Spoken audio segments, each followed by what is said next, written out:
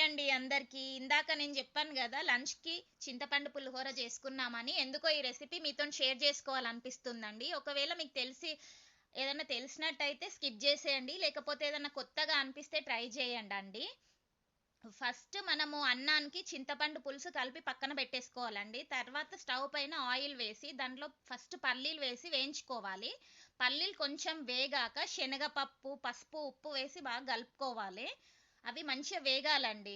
మంచిగా దాని ఫ్లేవర్ మొత్తం ఆయిల్‌కి మొత్తం పట్టుకున్నాక ఈ మిక్స్‌ని తీసుకెళ్ళి మనము ఇప్పుడు కలిపి పెట్టుకున్న పులుసును అన్నానికి పట్టించాలండి. పట్టించి పక్కన పెట్టేసుకోవాలి. తర్వాత పోనీ కోసం ఆయిల్ వేసి దాంట్లో ఆవాలు, జీలకర్ర, మిరపకాయలు, కరివేపాకేసి బాగా వేయించుకోవాలండి. మంచిగా ఈ మిరపకాయలనేది బాగా మగ్గాలండి. దానిది కారం అనేది పొయ్యి మంచిగా అంతా ఆయిల్‌కి పట్టుకొని మంచి టేస్ట్ రావాలి. అంతవరకు వేయించుకోవాలండి కరివేపాకు, మిరపకాయలు ఇవన్నీ. మేము మాక్సిమం ఈ చింతపండు పులిహోరనే చేసుకుంటామండి. ఎక్కువ శాతం ఇదే చేసుకుంటాం మేము.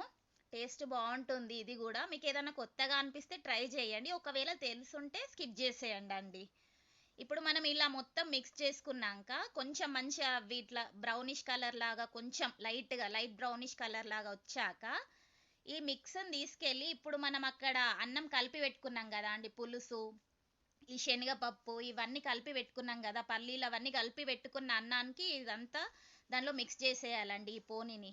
మంచిగా మిక్స్ చేసేయాలి. మనకు కొంచెం ఆయిల్ కొంచెం ఎక్కువ పడతది పులిహోరకి. అలా అని బాగా గాదు గానీ కొంచెం అయితే పడతది.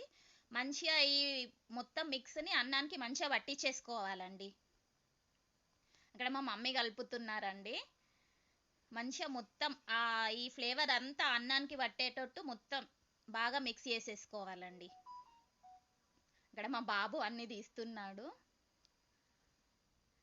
ఇక మొత్తం మంచిగా మిక్స్ చేసుకున్నాక మన చింతపండు పులిహోర అనేది రెడీ అవుతుందండి. ఒకవేళ ఈ వీడియో మీకు నచ్చినట్లయితే లైక్ చేయండి, షేర్ చేయండి, సబ్స్క్రైబ్ చేయండి అండి. Thank you.